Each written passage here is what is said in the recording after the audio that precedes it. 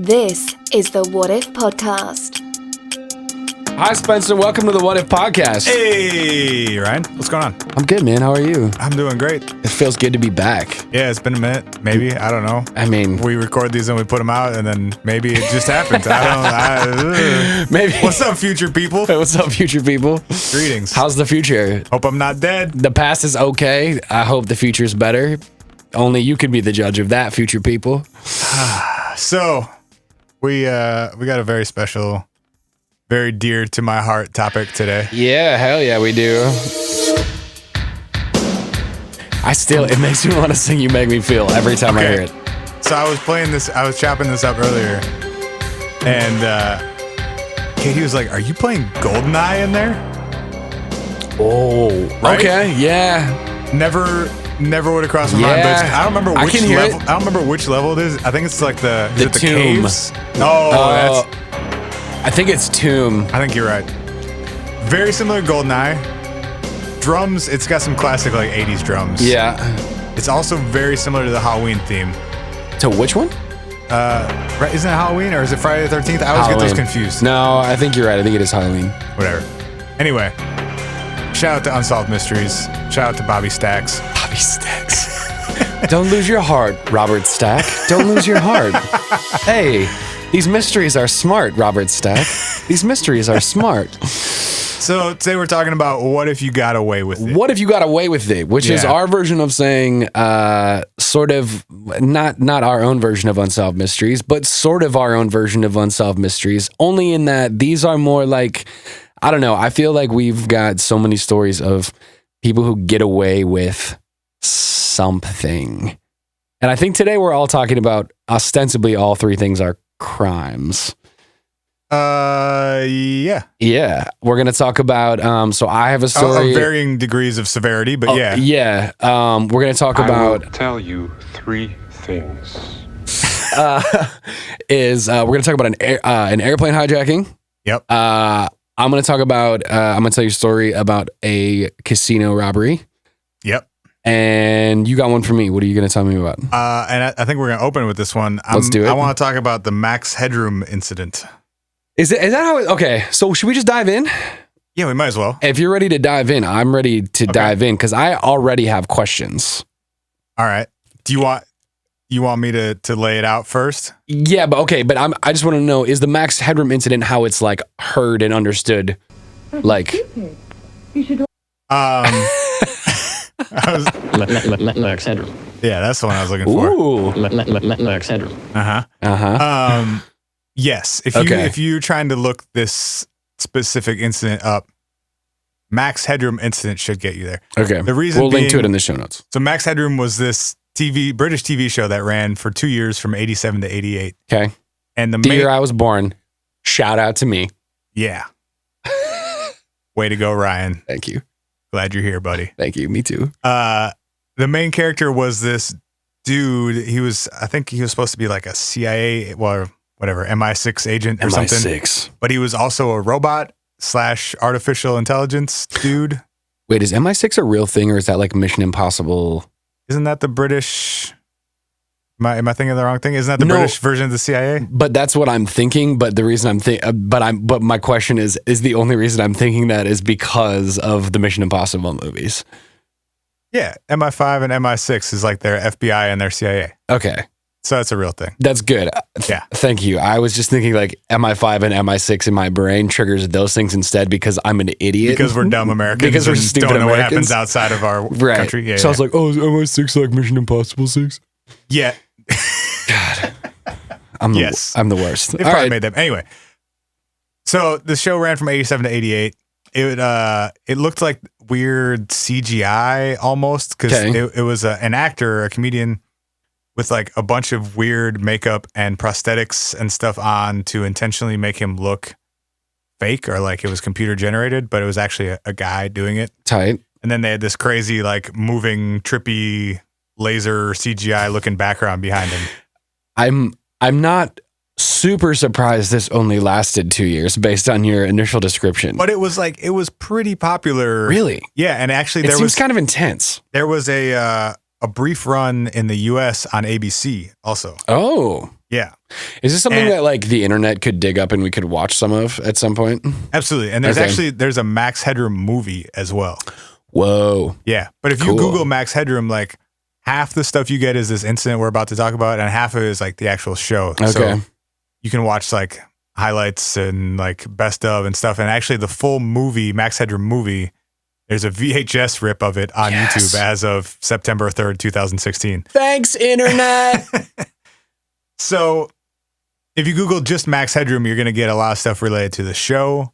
And then you're also going to get some stuff related to this incident. Dun, dun, dun. Incident. The Max Headroom Incident refers to something that took place November 22nd, 1987, in the middle of a WGN broadcast in Chicago. Okay. And actually, this happened. There were two separate incidents, like a few minutes apart. Okay. The first one during the WGN newscast during the sports, they just finished giving the highlights of the Lions and Bears game from earlier that day. Shout out Sprouts. So this guy is like mid sportscast, and this other, like the screen goes blank for a second. This other broadcast cuts in. Is on live TV? It's live TV, yeah. So they're doing all across Chicago. 10 o'clock news, all across Chicago, so or wherever you can see WGN. So that's true. I don't know probably in 87 how big of a radius that was. Sure, but like I would guess most of the state of Illinois. Yeah. So screen goes blank for a second, and then this other broadcast cuts in, and it's this guy wearing a Max Headroom mask, Halloween style. Yeah, standing in front of this like moving, trippy background, sort of like the Max Headroom stuff. But it's just like this corrugated metal sheet that someone is like turning in the background. In the middle of the evening news. Yes. And it's about 10 seconds. Okay. There's no audio or anything. It just cuts to this dude standing in front of this background for about 10 seconds and then cuts back to the newscast.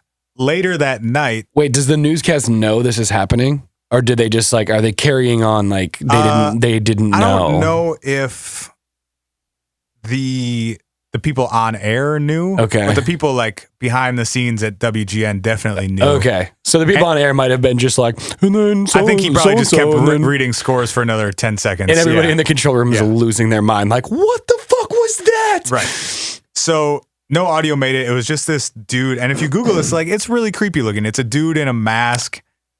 It's a mask of a guy who's supposed to look kind of like unnatural to begin with. And he's just standing in front of this moving background for like 5 or 10 seconds, and it cuts back to the news. Okay. I'm weirded out. Yeah. So I'm sufficiently weirded out. A couple hours later, during an episode of Doctor Who. Tight.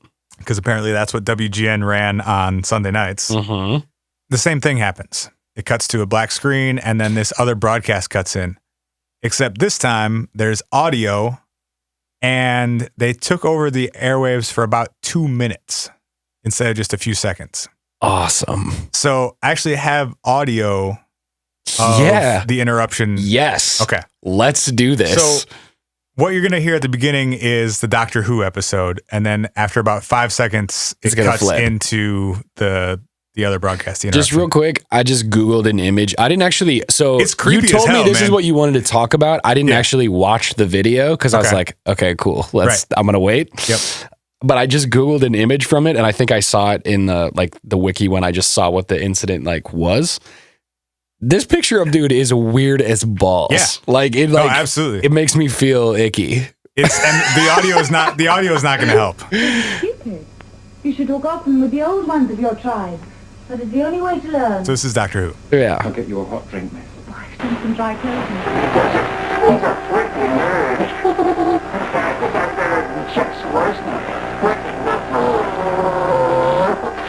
Sounds like Wally. So it's super distorted. Yeah. Wally. What? Am I supposed to be able to fully understand what this dude is saying? So it's very distorted, I think, on purpose, because obviously the guy doesn't want his voice to be recognized. Right. Like a vocoder of some sort. Yeah. He starts humming at one point. Yeah, it's really weird, dude.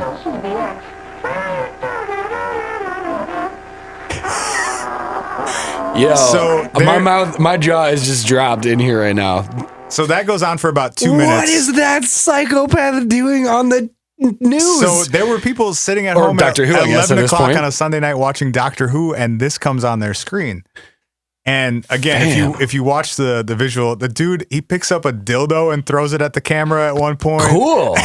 Cool. All right. It gets pretty rowdy. He's like, I stand by him more now that you told me that fact. He weirded me out at first, but now he seems like it is. I support dildo throwers. I mean, he's got a sense of humor about him. So there's a version on YouTube where someone has actually cleaned up and transcribed the audio. Whoa. So please tell me you have that in front of you. I can read you the transcription of the audio. Yeah, hold on 1 second. I mean, I guess if I were to guess, I would say it's probably as nonsensical as I think it is, but maybe it's not. It's not as. All right, let's see if I can pull it up and I'll try and just gonna head over to rapgenius.com real quick and get the lyrics for the Max Headroom Incident. I'll try and narrate as the audio is playing. So here is You should talk often with the old ones. the end of Doctor Who. Okay. It's the only way to learn. And cuts in. That does it. He's a frickin' nerd. Yeah, I think I'm better than Chuck Swirsky, frickin' liberal. Oh, Jesus.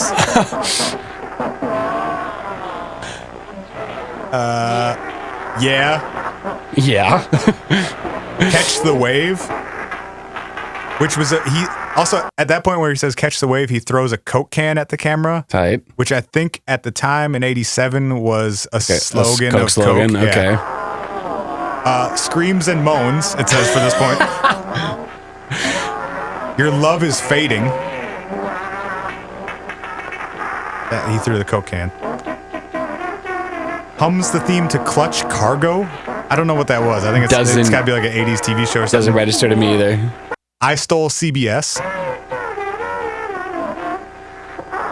But he didn't. He stole WGN. He yells, "Oh, my files!" I forgot about that part. Yeah, I fuck with this guy. Moans between two asterisks. Oh, I just made a giant masterpiece for all the greatest newspaper nerds. Cool. So, I mean, he's just. My brother is wearing the other one. He holds up another mask.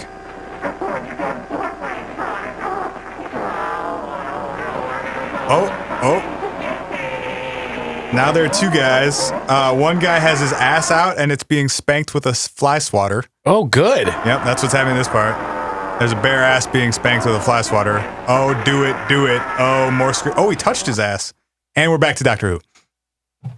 Wow. Mm-hmm. Wow. Yep. So.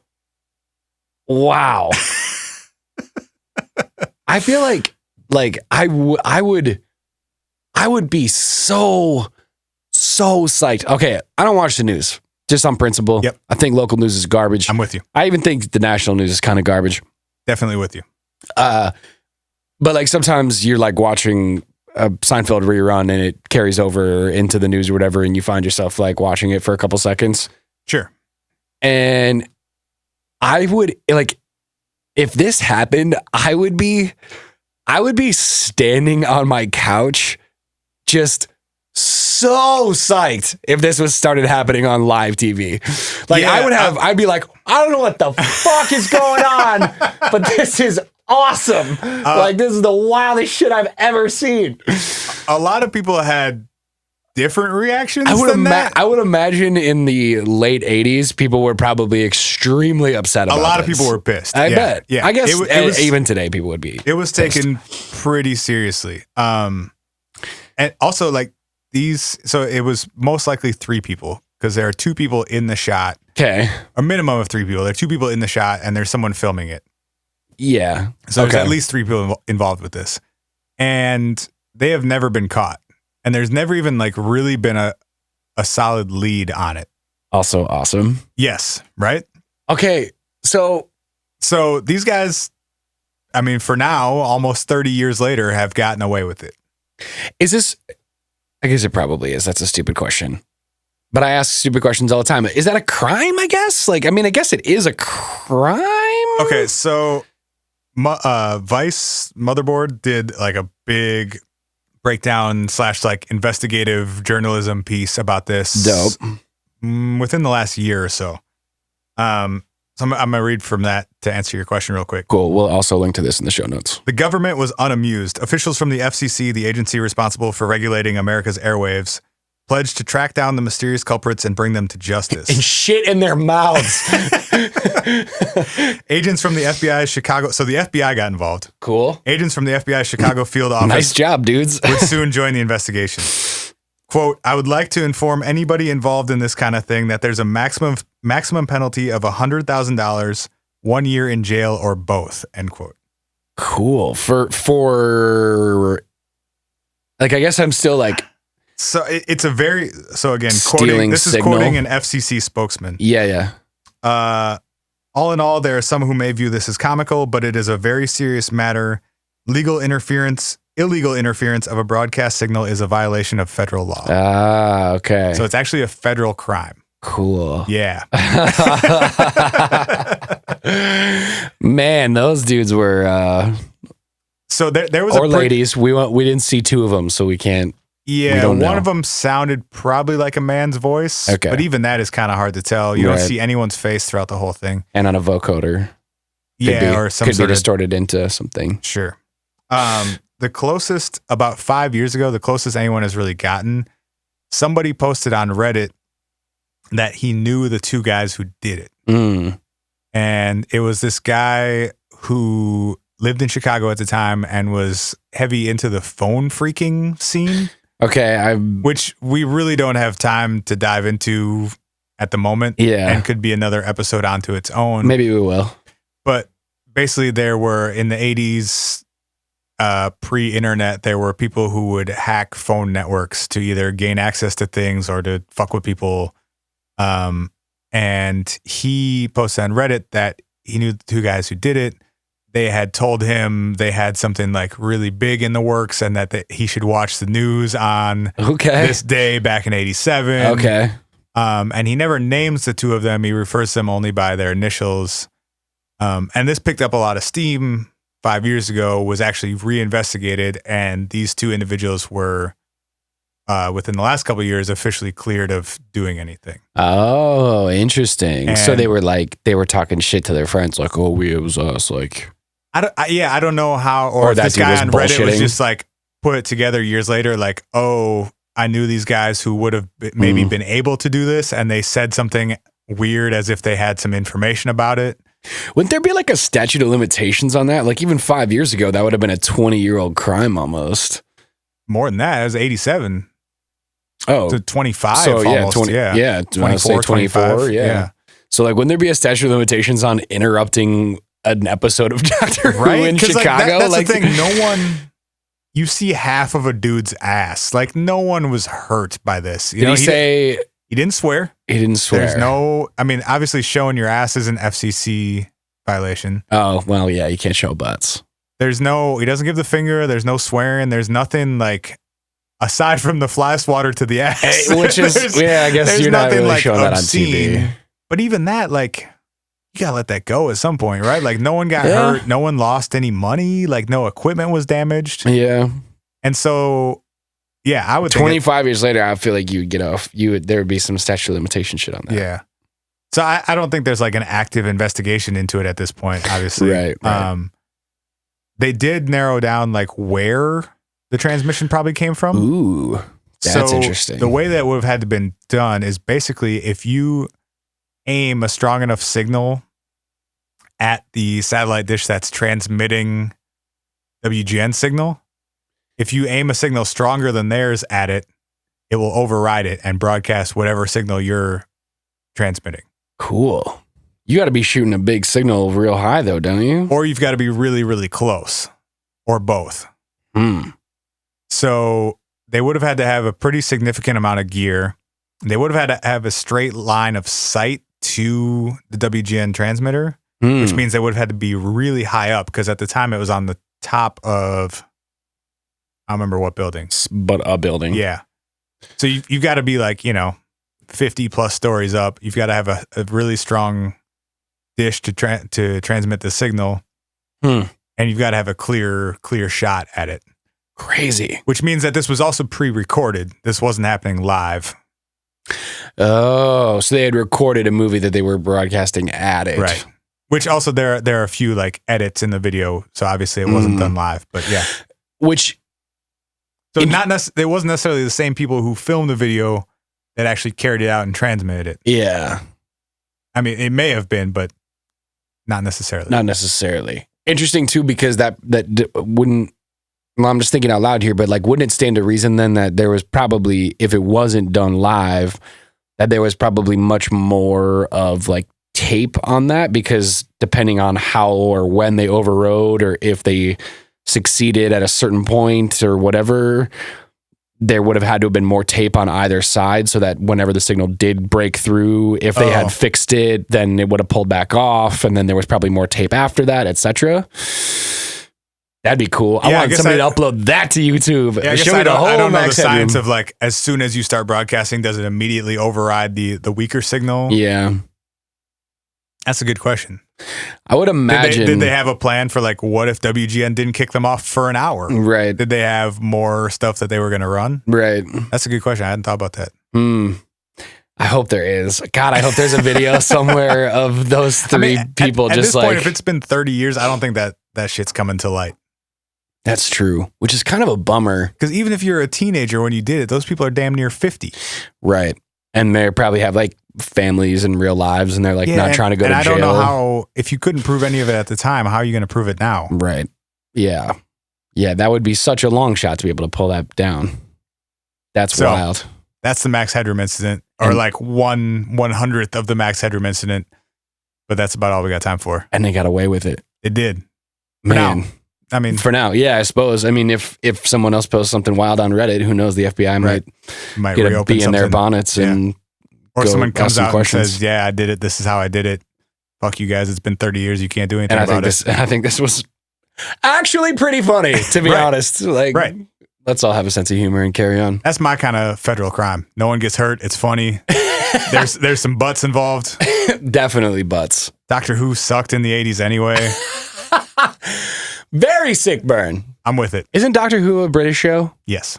So they took a British character. It's patriotic. And put it over a British show. Yeah.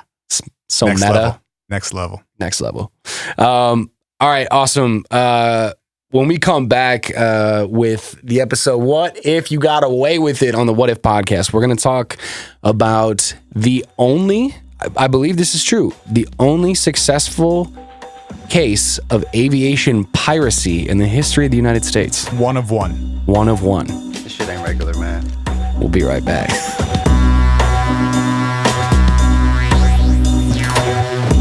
We want to hear from you. Send us a message. Email hi, that's hi, at whatifpodcast.com.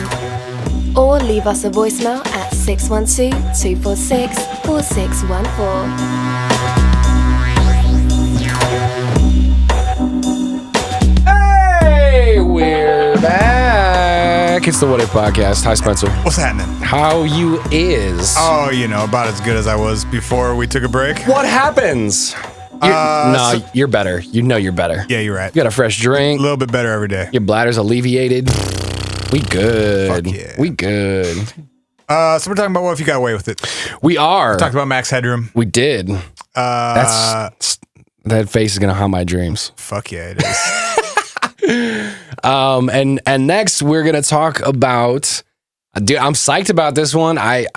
I stumbled across this and I was stoked to talk about it on What If. We're going to talk about the only, I'm going to call him an air pirate, man. He's an air pirate. I think that's the best way to put it. I mean, it's by far the most fun way of putting it. Good. Then that's what we're about here. He's the only successful air pirate in the history of the United States. Cooper.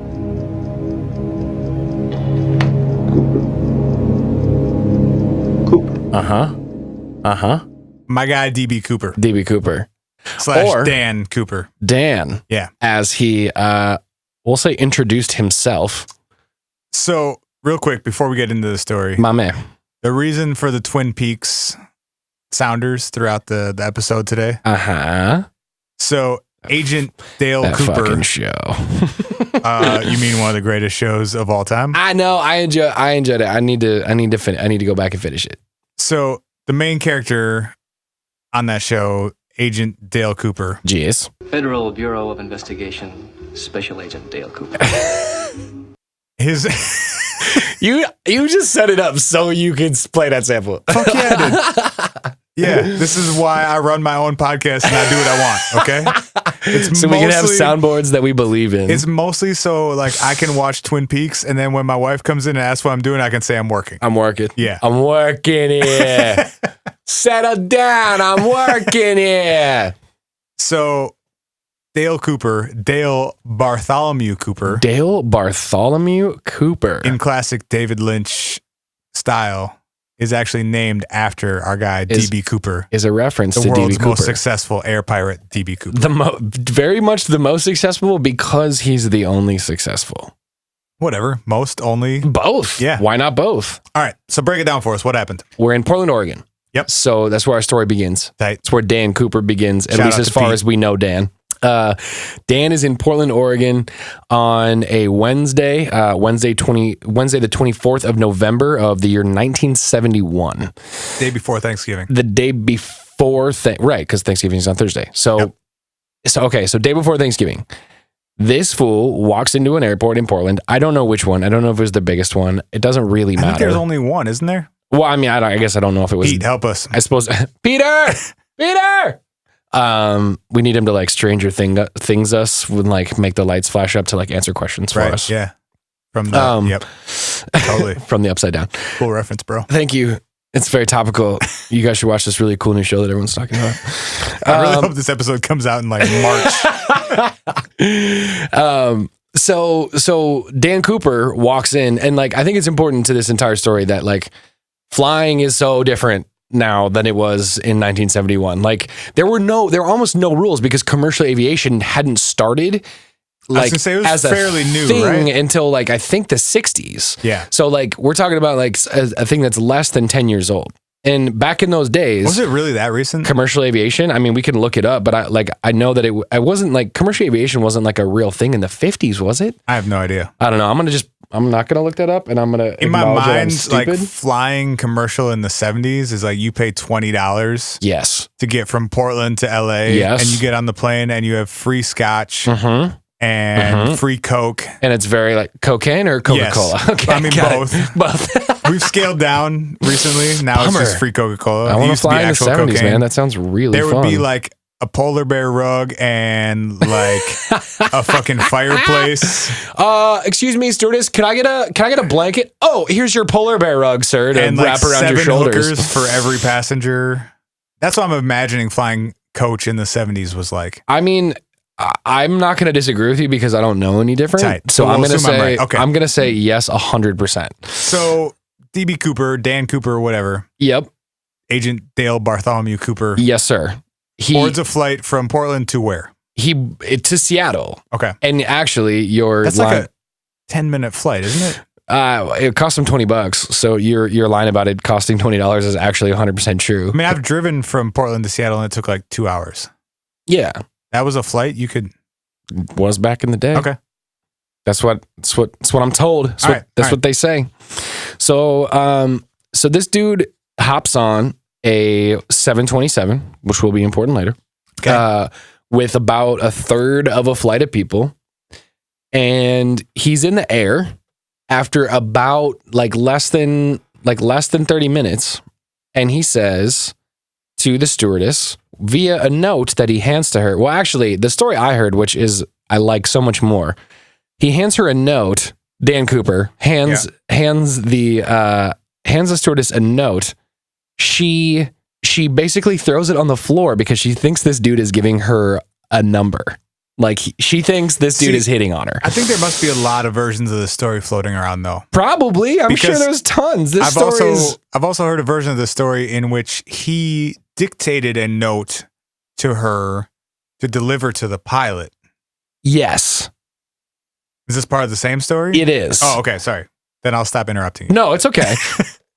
Basically, the story is that he handed her a piece of paper and she drops it on the floor going, I don't want this note. And she leans over after he kind of taps her on the shoulder and she says, like, what the fuck do you want? And he goes, miss, you probably want to pick that piece of paper up. I have a bomb. She picks it up and he on this piece of paper has written basically instructions to the pilot about like what's about to go down. Okay. And what he says... And he is indeed strapped with a bomb? So, we don't know if it was a bomb or not. I mean, did he have like some... Yes, so this goes back to flying in 1971. Just the note that said, I have a bomb. Yes, this goes back to flying in 1971, where apparently they didn't check you for anything. You could bring your coke and your cigarettes and your guns and bombs. Everyone was like, cool briefcase, bro, what's in it? Don't care.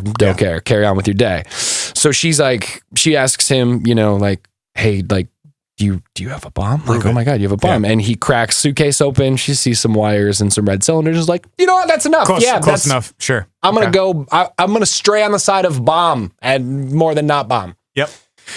So she delivers his note to the cabin. And we find out later through interviews with her that the note basically says, hey, we're about to land in Seattle. When we get there, I would like a truck to refuel this plane, this 727. Okay. Boeing 727. I would like 4 parachutes. Okay. And I would like $200,000. Do we know why it was 4?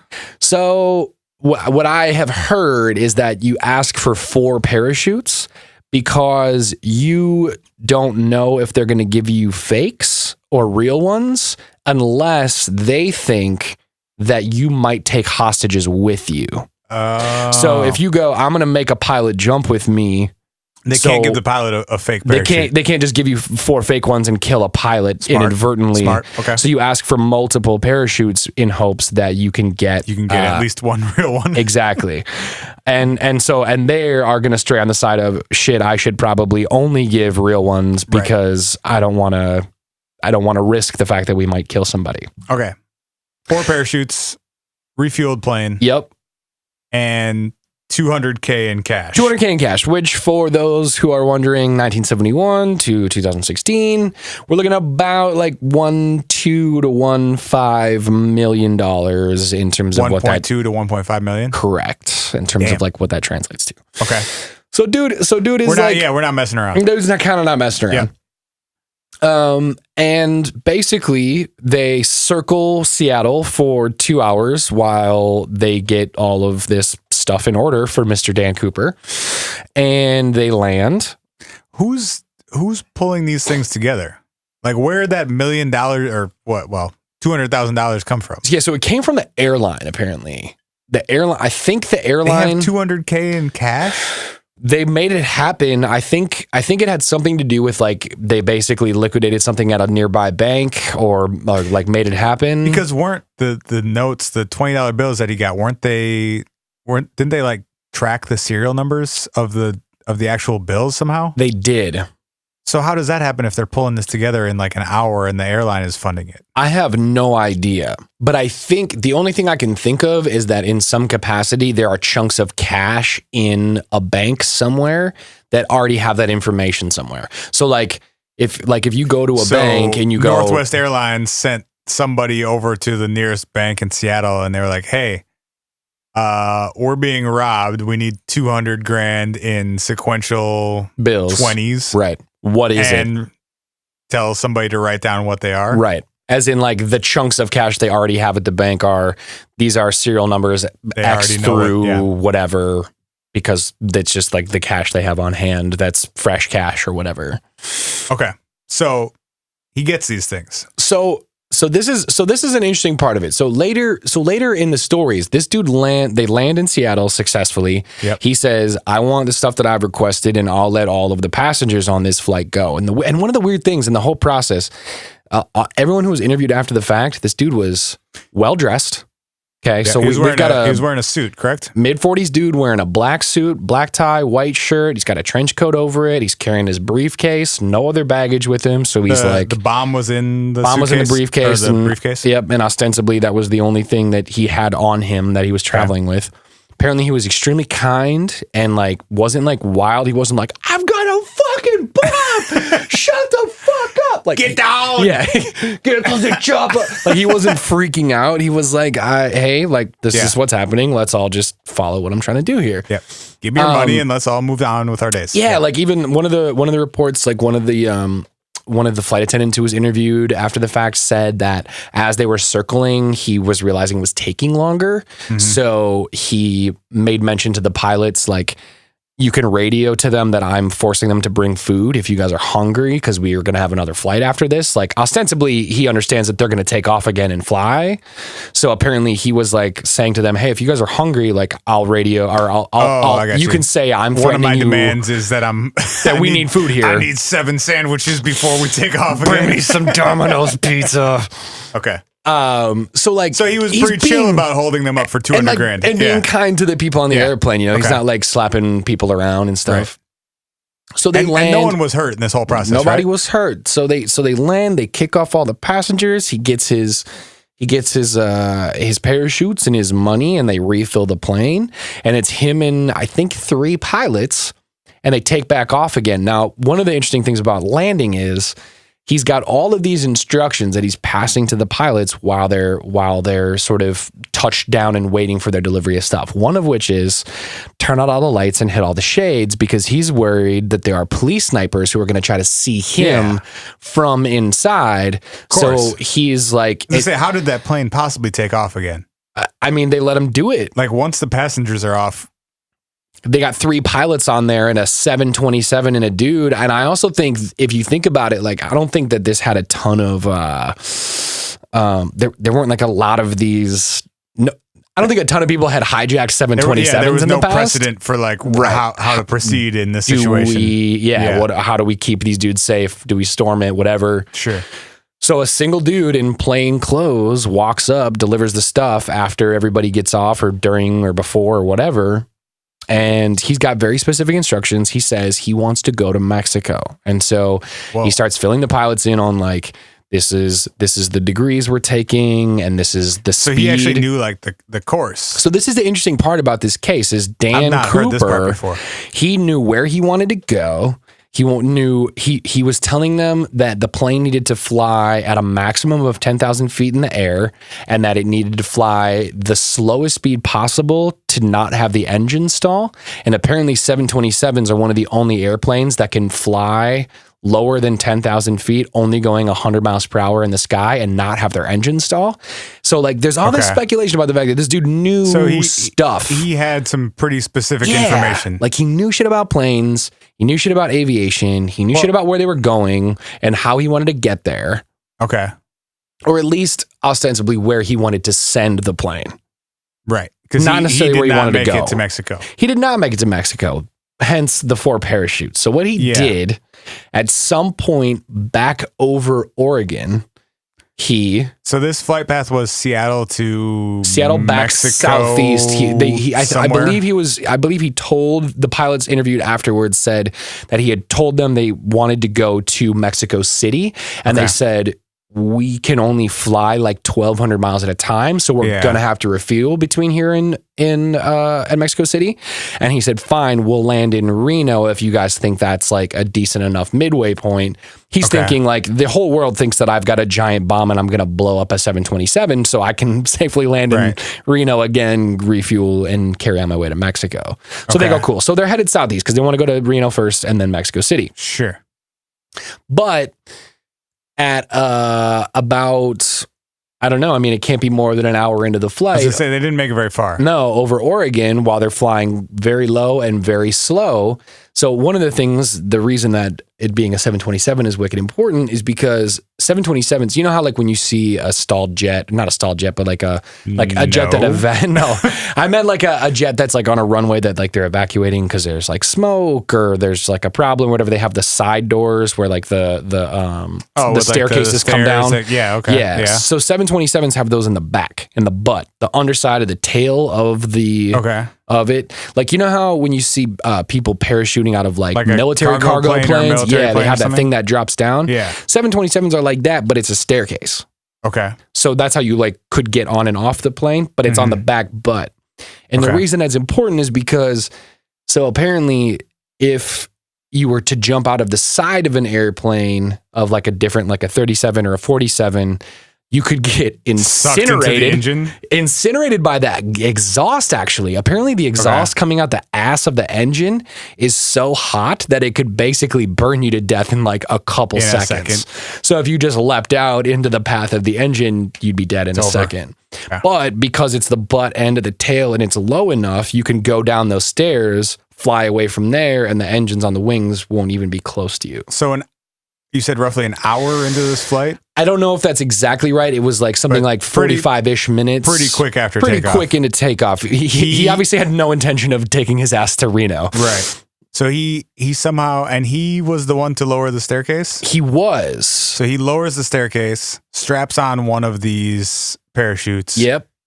And jumps out. Correct. Not taking anyone with him. Leaving everyone else on board. He took 2 parachutes. He left 2 on board. He bounces out the back with the money tied to his waist using the straps from one of the other parachutes. So he bails somewhere over Oregon with a parachute and $200,000 strapped to him. The plane circles back around, lands in Portland with the ass staircase still down because there's only like 2 or 3 guys on board who are the ones fucking flying it. Right. So they don't have a lot of time to go back and like deal with the staircase. And they all land and they're 100% fine. Dan Cooper, as we know him, has never been found, never been identified, never been seen. What do these things mean? What do these things mean? He's the only successful. That is a wild story. It is a wild story, man. So this was, you said 71? 71. So we're looking at 45 years ago. Mm-hmm. Whoa. So DB Cooper may not even be alive? Because you said he appeared to be like 40-ish? Mid-40s is what the flight crew put him at. So this dude's still around. He's in his 80s or maybe even 90s? That's kind of what they think is 80s or 90s if he is still alive. Yikes. So this dude got away with it. Like that, it's not happening at this point. I mean, 100%. They found a brick of money in a forest in Portland that matched serial numbers from the bank.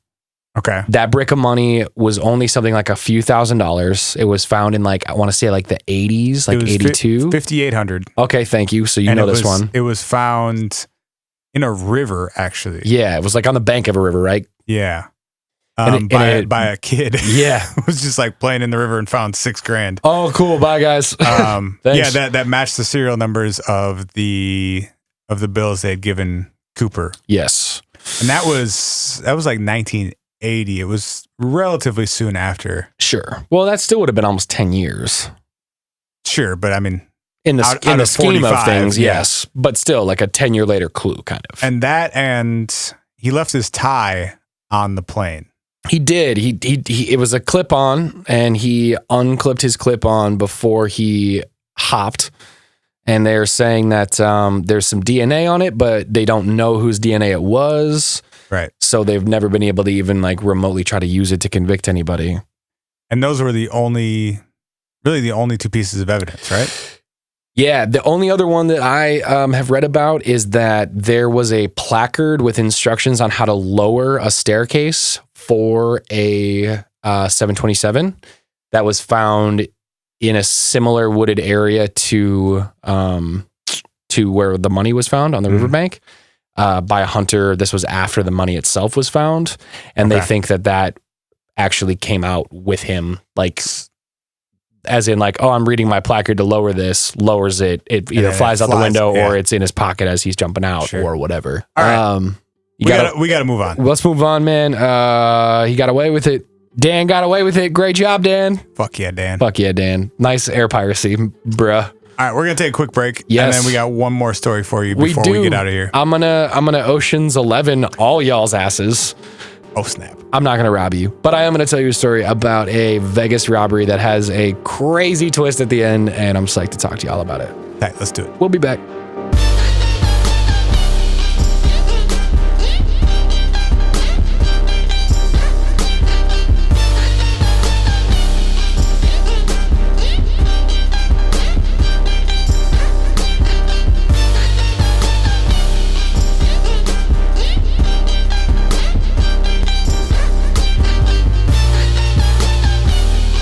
And now, back to the What If podcast.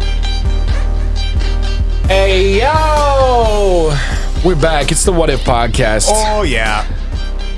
Today, we're talking about what if you got away with it. Mm-hmm. And we've had a couple stories of people who got away with it. We got one more. We got one more. What do you got? I got a really... All right, I've been pumped about this one, man. I've been doing some research. Okay.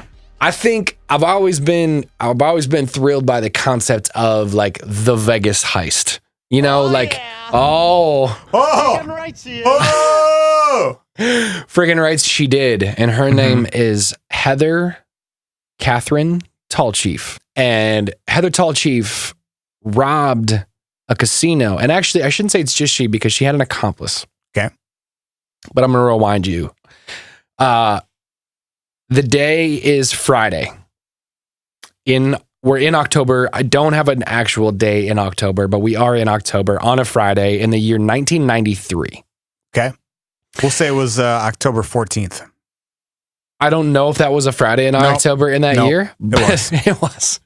It's Mercury's in retrograde. I think it was. It's speaking to me. It's this time. I hate your story already.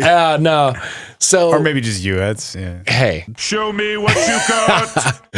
So Heather Tallchief has recently moved to Las Vegas from San Francisco. Okay. She's not. She doesn't have things figured out. We'll say it that way. Kind of been bopping around. What does that mean? Kind of doing a lot of drugs in San Francisco. Kind of been job to job. Not really like. She doesn't really have things figured out. She's struggling. She's struggling. Okay. To the point where she decides to rob a casino. Hang on with me. So she moves to Vegas, right? And she gets a job as a driver for Loomis, which is an armored car company in Vegas that caters to the casinos in Vegas. I'm familiar. They're around here too. They are, yeah. I guess maybe they're nationwide. I'm not sure. She's been at the job for 6 weeks. Heather Tallchief is working with a crew of 2 dudes. And the reason that it's important that it's a Friday is because Fridays at the casino are really big days because they're in preparation for the weekend. So a lot of what Loomis does on Fridays now and in the past is they go to the casino and they go fill every ATM in the casino. So then they go to the next casino and they fill every ATM in the casino. So they're carrying more cash than they are on other days? Significantly more cash because they're going to go to multiple. They're not taking money out. It's a Friday. They're going to all the casinos and they're refilling to the max all of the casinos because obviously the casinos want everybody to have hella cash to play with. Right. Her job is drop 2 dudes off at one entrance of Circus.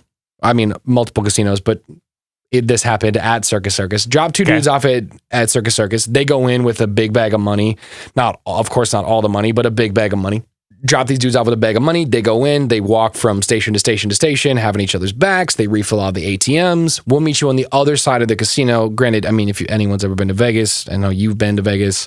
Oh, have you been to Vegas? I actually haven't. You haven't been to Vegas. We need to go to Vegas. Can't argue with that. Word. But some of the floors are like really big. So they're like, hey, meet us on the other side and the south entrance in 20 minutes. And that's the amount of time that we need to sort of fill all our stuff. Okay. Her two male coworkers step out the door of the south entrance 20 minutes after Heather Tallchief has dropped them off at Circus, and she's not there. Okay. And they're supposed to get back in the truck to go to the next casino to do the next thing, to go fill ATMs. Nor the truck are there. They're both gone. She nor the truck are there. They're initially concerned because, like, not uncommon in any era for armored truck drivers to be like kidnapped or robbed. The truck is also carrying a significant amount of money, correct? Right, because this happened at 8 a.m. and they were starting their run of like morning casino drops to prepare for Friday night and Saturday night. Bunch of cash still in the truck. They had about $3 million in cash still in the truck. Damn. Okay. So they walk out. Armored truck is gone. She has left Circus and has driven to an industrial area in Las Vegas where there is a sign that says armored car repair. Spoiler alert, a warehouse that does not do armored car repair. Yep.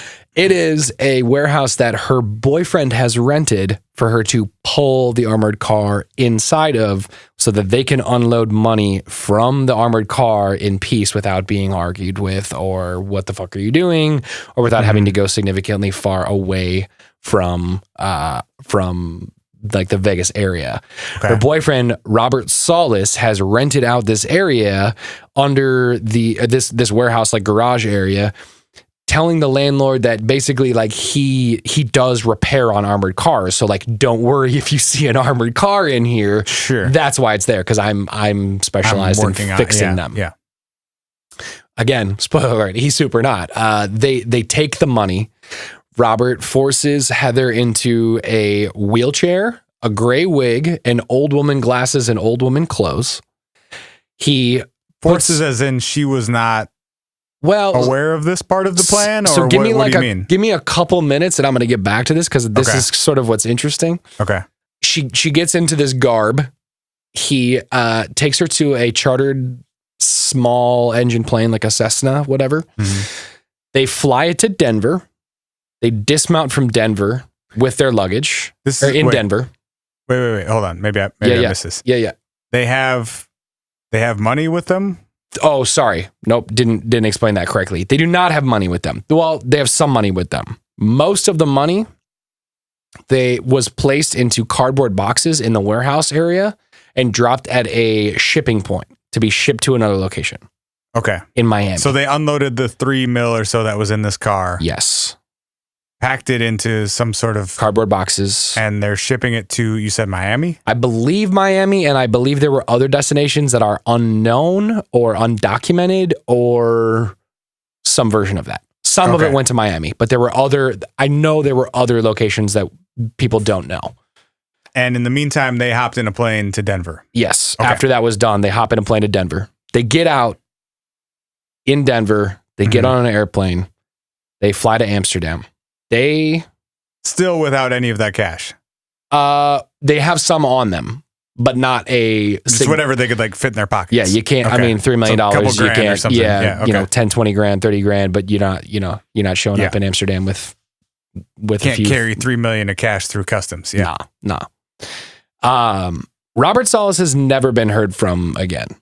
Do we know if he actually got that money? Yes. Well, we think he did. So here's the twist. All right, go ahead. On Thursday, September 15th, 2005, Heather Tallchief appears... The robbery happened in 93? The robbery happened in 1993. Okay. So in 2005, Heather shows up where? Almost 12 years later, she shows up at the U.S. Marshal's office in Los Angeles, California, and turns herself in. This case had almost literally been closed. Mm-hmm.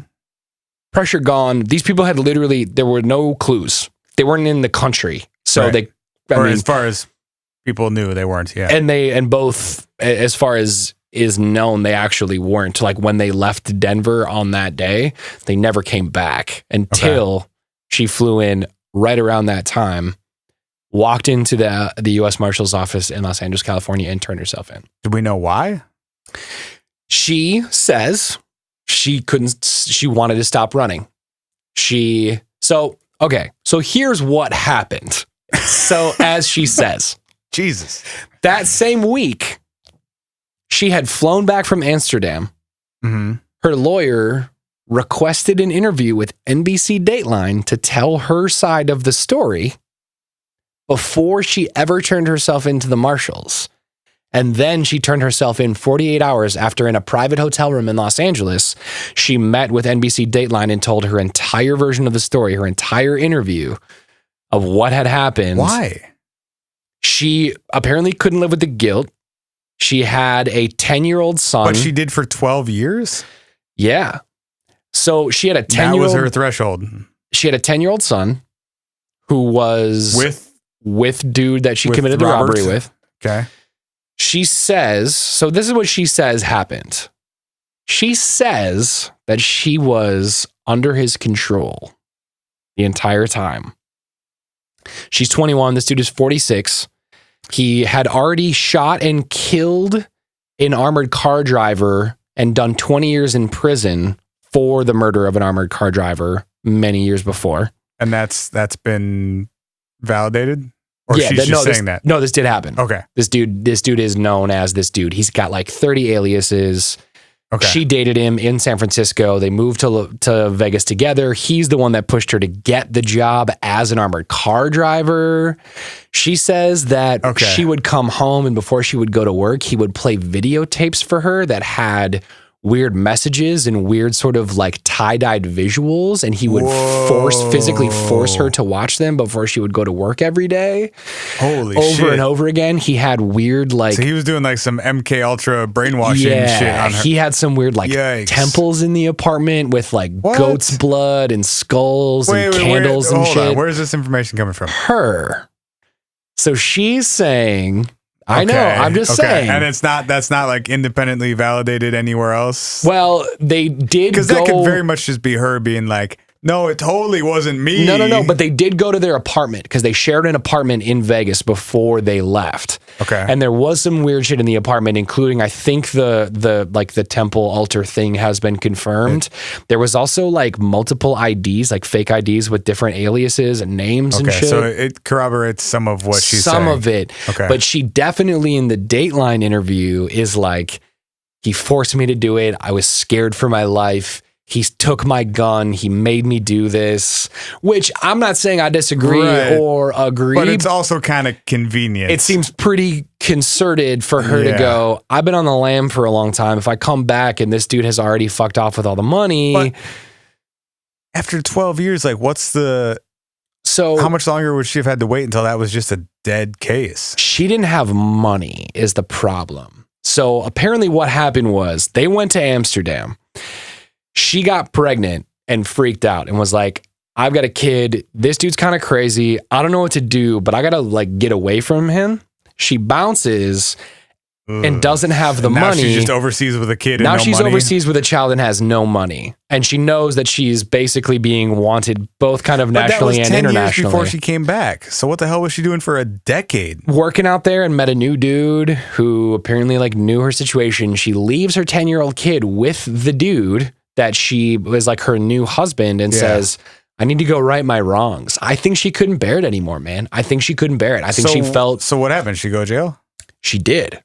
She went home. She was facing like everything, like larceny, fraud, like you stole $3 million. Like you, like pretty much literally every felony count you can possibly put on a person was immediately what they charged her for. Right? No, nothing violent. There was no guns used in the crime. Okay. But still, like, grand theft, like you're doing a ton of stuff. Yeah. She was facing $3 million is pretty serious. Yeah, she's looking at like 30, 40 years, including like even at that point. Yeah, because you're evading arrest, leaving the country, all that stuff tacked on. You got like, I think there was like 8 felonies involved or something like that. Damn. She comes back and pleads out to lesser charges, and she does 5 years in prison. She got out about 6 years ago. We don't know much about her since. Like, there's very little about her. I believe there was some element of the Dateline thing and the lawyer. They were trying to sell her story of this fantastical, strange, mind-melding crime of robbing a casino for $3 million successfully. Like maybe under mind control by a Satan worshiper. Exactly, dude, exactly. They're trying to sell this story to Hollywood around the same time, thinking... Wait, when was this Dateline interview again? It was 2005, so right before she turned herself in, like the week she turned herself in. And then she did 6 years, and so she's been out for like 4 or 5 years or something? Ostensibly, okay. Yeah. I mean, we don't know. Like, I have not seen she has been released. I mean, I would think you would try and like keep a low profile after I would out. too, but I also think that's a big enough case that they would say, like, you know, might pop up in the news master somewhere. Thief criminal would have come up. I mean, like, all of the stories about her turning herself in, getting away with it, and then 12 years later, turning herself in. That's crazy as hell. Yeah. Turning herself in, all of those stories are in the LA Times and the Washington Post and the New York Times. Nothing after that? Nothing after that. So I don't know if if the story died, if it wasn't interesting anymore or what, but maybe she was not being entirely honest about it. Potentially. Yeah. I don't know, but she has a lot of family in the States too, which is a big part of what people kind of speculate, that she needed to not only make amends, but was like, hey, like, I got nothing out here, but at least I've got some family back home. In a decade. Yeah, I can go, like, maybe I can plead into nothingness or make some money off the Hollywood story, go see my family again, maybe get my kid back, maybe go back and get my kid. Did her kid ever come to the U.S. or is he still in? I don't know. I couldn't in Europe. I couldn't really find anything like after. So probably not. After she got sentenced to 5 years, so she was facing 40. She pled to 5. I guess you're not going to give custody probably to someone who's in jail for 5 years for 8 felonies. Probably and not. Fled the country. Probably not. But I mean, you know, she that kid's not a citizen either, huh? Probably not. Well, two American parents born overseas.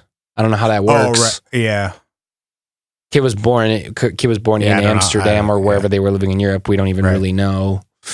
I don't know. I mean, who knows if she even went back or wanted to go back or whatever. But yeah. So she, for all intents and purposes, got away with it. She did. They got away with it. They had their money. I mean, he permanently got away with it, but she did and then came back and turned herself in. Couldn't handle it.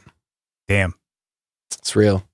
It's not Ocean's 11. Ain't no happy ending where people look at fountains listening to. She's out there living her life now. I guess she had to do 5 in the clink to do it, but I mean, she made that choice. It would have been 40 if she had done it differently. It's real. It's very real. Too real. Too real. That's what we got for today on the What If podcast. Oh yeah, they got away with it, and that's all we got for today on the What If podcast. It's gonna do it. Spencer, you got any last wise words for the people of the internet? All right, squad. Be safe. Be safe. We'll see you next time on the What If podcast. Bye. Love you. Bye. Peace. Thanks for listening to the What If podcast. For show notes, transcripts, and links from today's episodes, visit whatifpodcast.com.